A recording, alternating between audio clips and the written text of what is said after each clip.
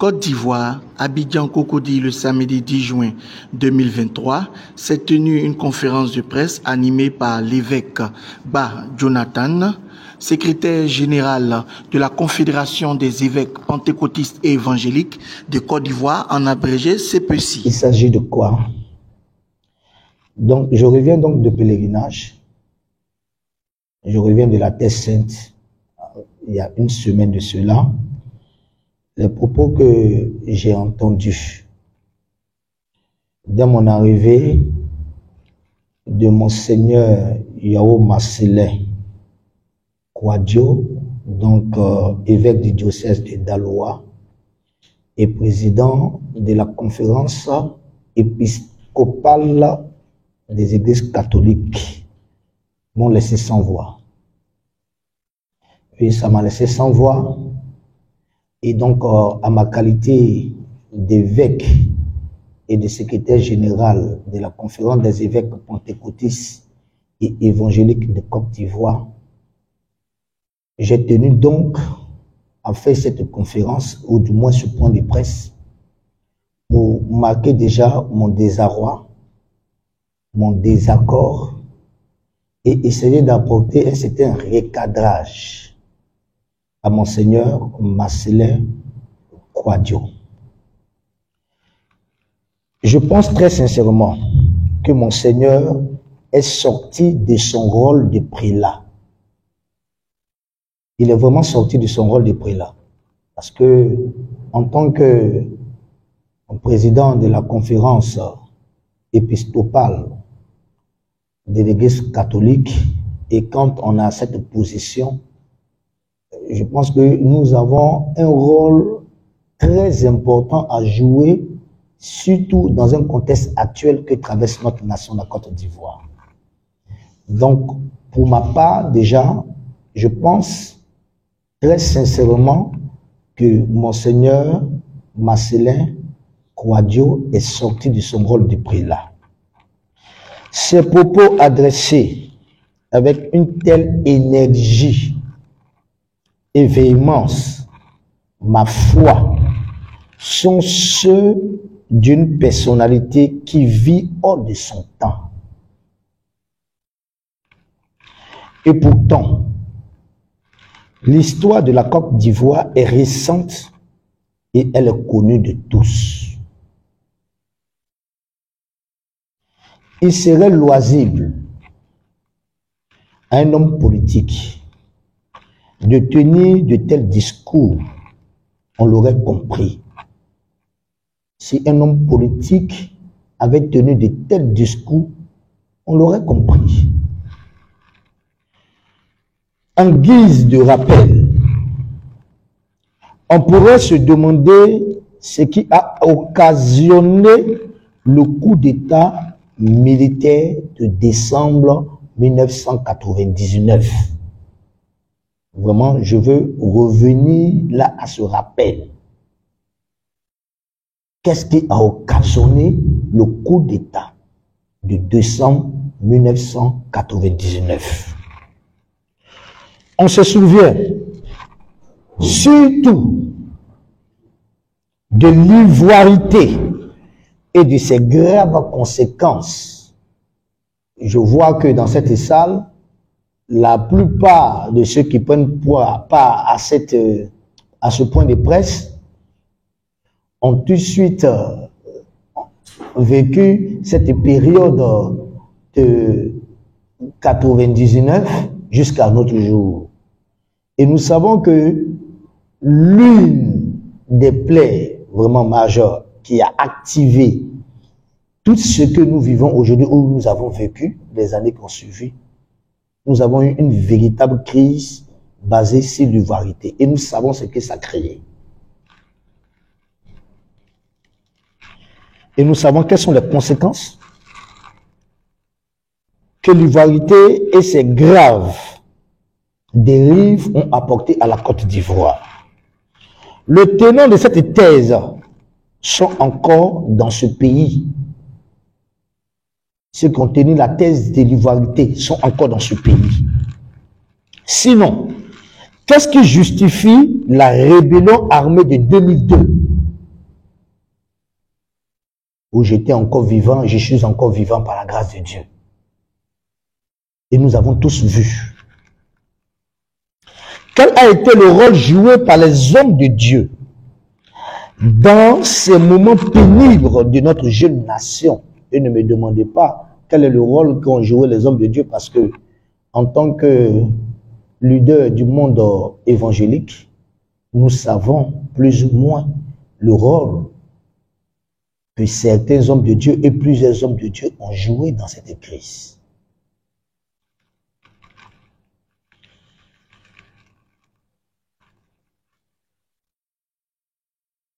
Est-ce en faisant des déclarations spectaculaires, en montant notre parti pris, que nous contribuerons à l'instauration de la paix en Côte d'Ivoire? C'est vraiment une question que je pose. N'est-il pas plus sain et responsable de trouver un cadre d'échange avec les autorités politiques et civiles plutôt que de se livrer en spectacle?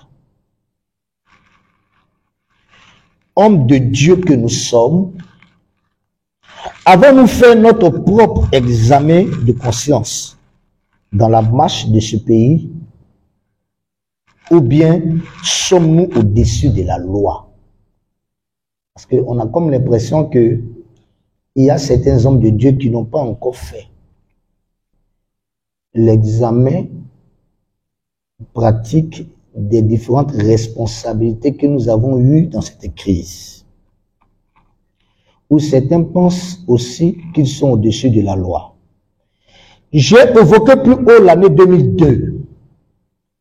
L'évêque Marcelin Kouadio se souvient-il seulement de l'endroit où a été exfiltré le général Robert Guéhi?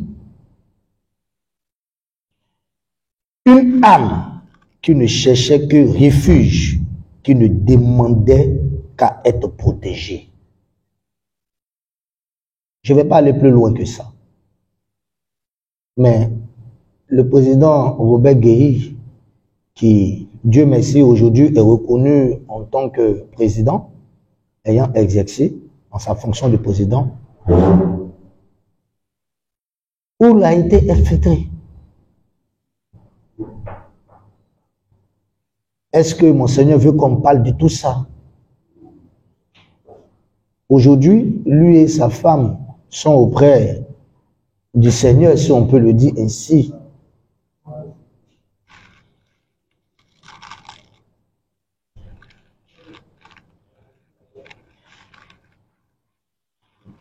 Soyons humbles, faisons preuve de modestie et de tolérance. Parlons moins et prions plus pour la vie de notre jeune nation. Notre pays a échappé au piège du conflit ethnique. Il ne doit pas tomber dans le gouffre du conflit religieux. L'histoire nous regarde. Je vous en prie. On est sorti d'un grand conflit ethnique et nous devons éviter, et vraiment là, éviter d'entrer dans le gouffre d'un conflit religieux. Parce que l'histoire est très récente et l'histoire nous regarde.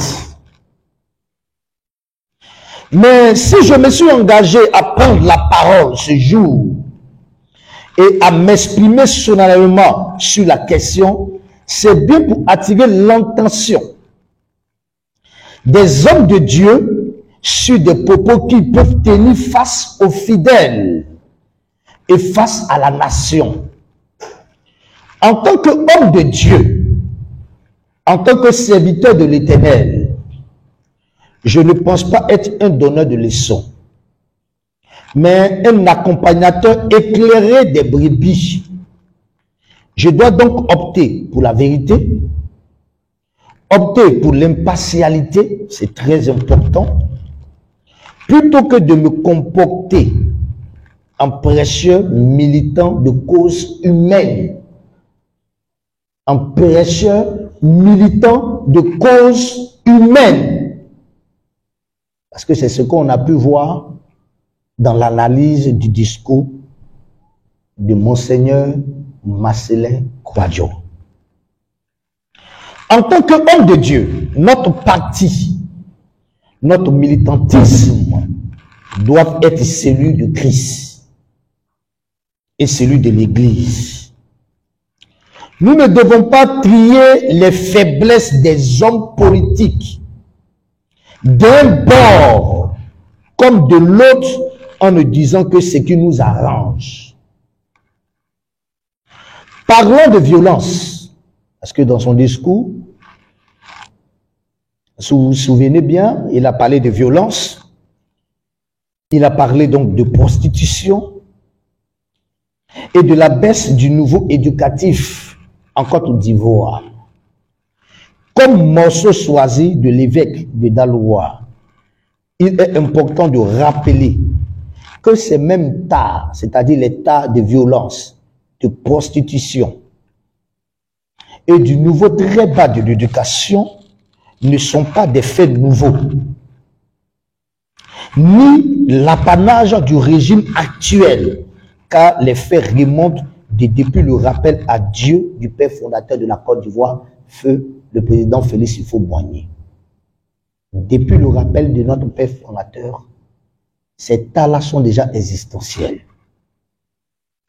Pour mémoire, le 29 mars 2008, pour ceux qui ont la mémoire, et comme vous êtes les amis de la presse, je pense que vous pouvez, avec moi, faire cette recherche.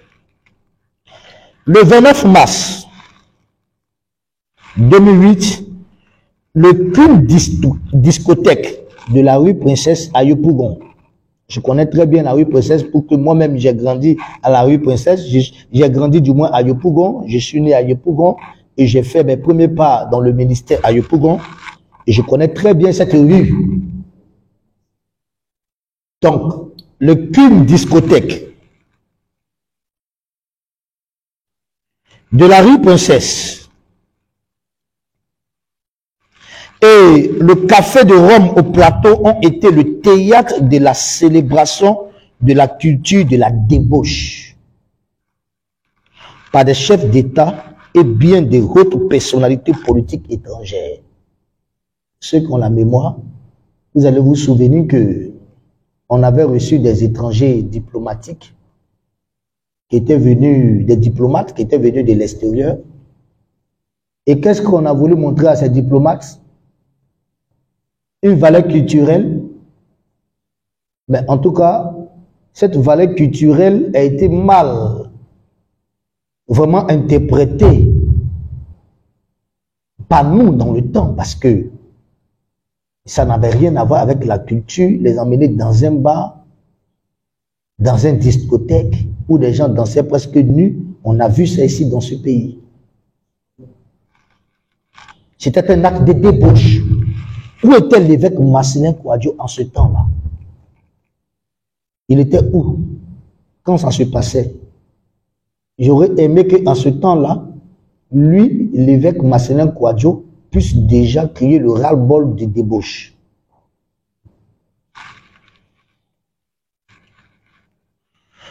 Nos universités d'alors, transformées en champs de bataille, où des étudiants instrumentalisés se sont convertis à l'art de la machette.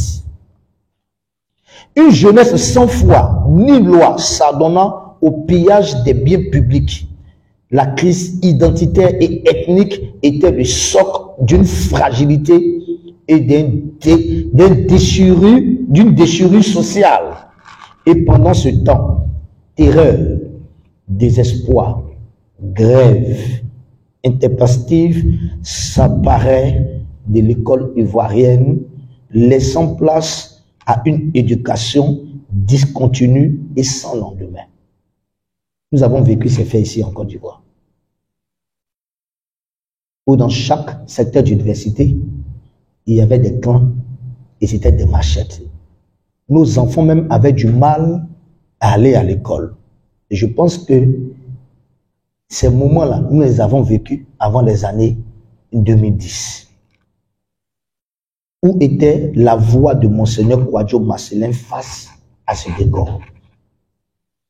A bien lu entre les lignes de l'orateur de la messe solennelle de clôture de la 123e assemblée plénière de la CECI tenue le 31 mars au 4 juin 2023 à Beauville, on croirait qu'il avait fait le choix d'une dénonciation unilatérale, atypique.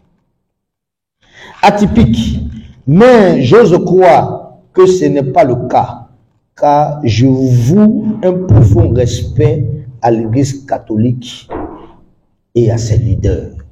Particulièrement, j'ose croire, parce que je voue un profond respect véritablement à l'Église catholique et à ses leaders.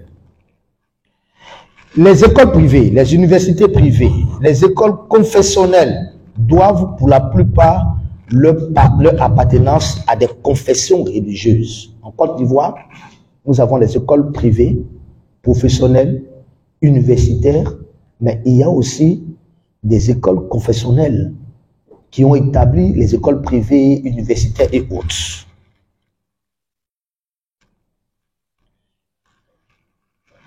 Il va sans dire que l'éducation de nos enfants nous incombe tous.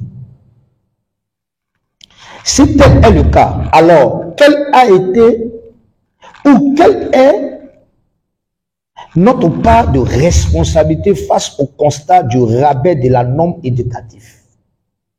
Parce que l'Église n'est pas en dehors de ça. Quand on sait que la corruption dans le concours de la fonction publique était monnaie courante dans les années 2000, je pense très sincèrement qu'on ne doit pas être oublieux en réclamant la dent de la panthère à celui qui n'a pas mangé la tête. Si aujourd'hui, violence il y a, c'est qu'il y a bien une origine, un commencement. Cet à cité avec un aspect critique et analytique devrait être dénoncé bien avant la date d'aujourd'hui. Et j'insiste, tous ces actes devaient être dénoncés bien à la date d'aujourd'hui. L'honneur, ou du moins l'homélie de Monseigneur Marcelin Kwadjo est-elle réellement une dénonciation ou juste un plan de déstabilisation? C'est une question que je veux comprendre. Est-ce que c'est vraiment une dénonciation ou c'est un plan de déstabilisation? Moi, vraiment, je veux comprendre. La Bible nous enseigne que tous ont péché et sont privés de la gloire de Dieu, selon Romains le chapitre 3, le verset 23. Tous ont péché et sont privés de la gloire de Dieu.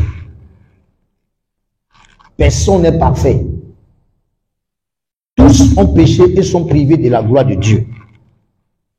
Cela dit, personne n'est parfait et c'est bien pour cela que le confessionnal et à l'Église catholique, qui est très bien organisé, le confessionnal, nous interpelle parce que nous nous reprochons des choses.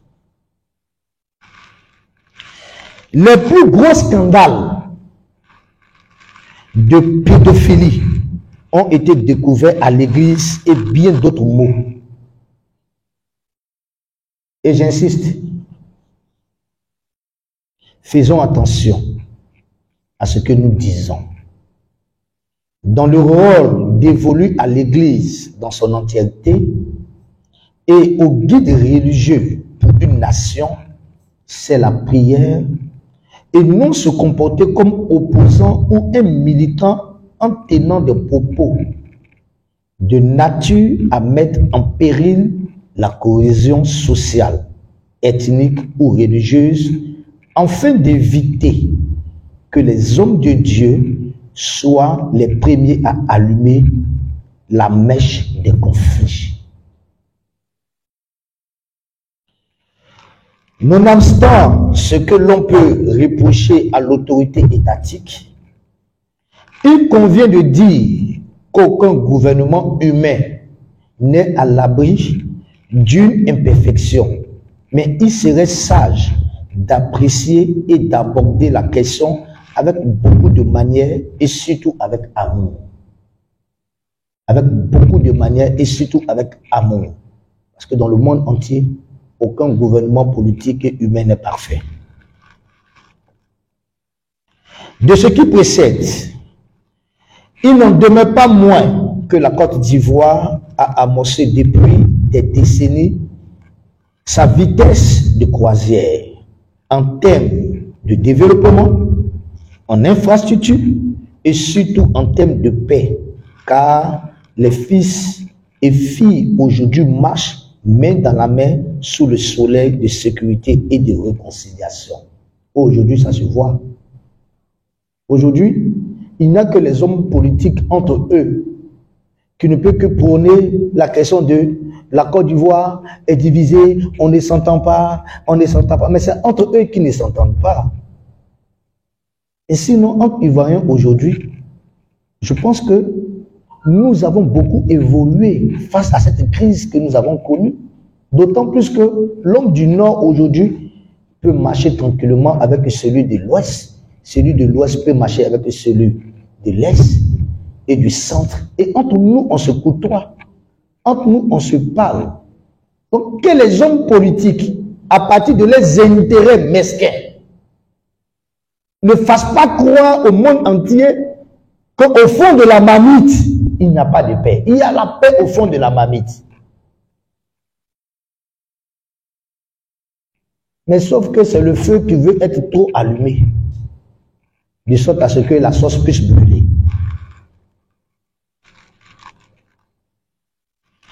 Et cela mérite prière, surtout. Quand nous voyons donc une telle avancée, cela mérite prière pour ces acteurs-là, comme nous le recommande l'apôtre Saint Paul dans l'épître à Timothée, le chapitre 2, le verset 1 à 2, et je cite. Paul dit ceci: j'exhorte donc, avant toute chose, à faire des prières, des supplications, des requêtes, des actions de grâce pour tous les hommes. Paul insiste, pour tous les hommes. On n'a pas dit seulement pour une personne, mais on dit pour tous les hommes. Il continue en disant ceci: pour les rois et pour ceux qui sont élevés en dignité, afin que nous menions une vie paisible et tranquille en toute piété et honnêteté. Point de citation. Que Dieu bénisse donc la Côte d'Ivoire, les Ivoiriens et ceux qui y vivent et aimant ce pays. Je vous remercie. Que la grâce de Dieu soit avec vous. La Côte d'Ivoire n'a plus besoin de guerre, et les propos du président de la conférence des évêques catholiques viennent encore allumer les germes d'une crise, ce que les évangéliques ne veulent pas. Alors les évangéliques le disent ce matin, à travers le secrétaire général de la conférence des évêques évangéliques, lui disent de ne pas rallumer le feu et de se préoccuper de sa mission régalienne, qui est celui de ses diocèses, de ses paroisses, et de laisser le gouvernement travailler tranquillement pour le développement de la Côte d'Ivoire. Voilà résumé l'essentiel des propos de Monseigneur Jonathan Mbah, secrétaire général des évêques pentecôtistes évangéliques de Côte d'Ivoire, pour demander aux catholiques d'être loin des démonstrations politiques pour éviter à la Côte d'Ivoire une nouvelle guerre. Je vous remercie.